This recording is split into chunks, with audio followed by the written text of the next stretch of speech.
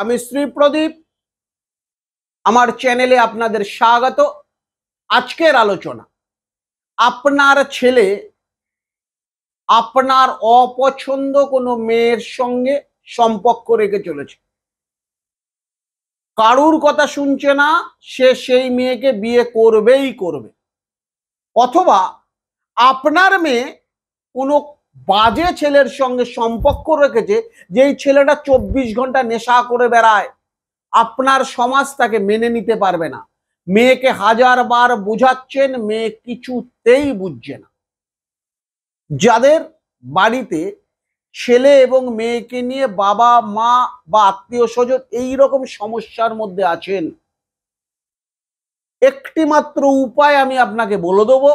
সেই উপায়টা যদি অবলম্বন করেন, তাহলে কিন্তু এই সমস্যা থেকে আপনি মুক্তি পাবেন। তার জন্য পুরো ভিডিওটা ধৈর্য ধরে আপনাকে দেখতে হবে। যেই যেই উপকরণগুলোর কথা আমি বলবো, সেই উপকরণগুলো কিন্তু লাগবে। কি করবেন? যে কোনো শনিবার দিন বট গাছের গোড়ায় চলে যাবেন, 5টা পান 5টা প্রদীপ নিয়ে যাবেন।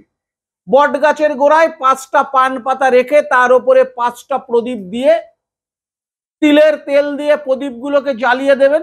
এবং এই প্রদীপের ভিতরে, যে প্রদীপ তেল দিয়ে জ্বালানোর পর প্রদীপের ভিতরে আমি যে মন্ত্র বলছি, ছেলে এবং মেয়ে যার বয়স ধরে, যদি আপনার ছেলে কোনো মেয়ের সঙ্গে সম্পর্ক করে, তাহলে আপনার ছেলের যা বয়স সে কটা সাদা সর্ষের দানা ওই প্রদীপের মধ্যে দিয়ে, যে মন্ত্রটি আমি বলছি, মন্ত্রটি খাতা পেনে রাখুন।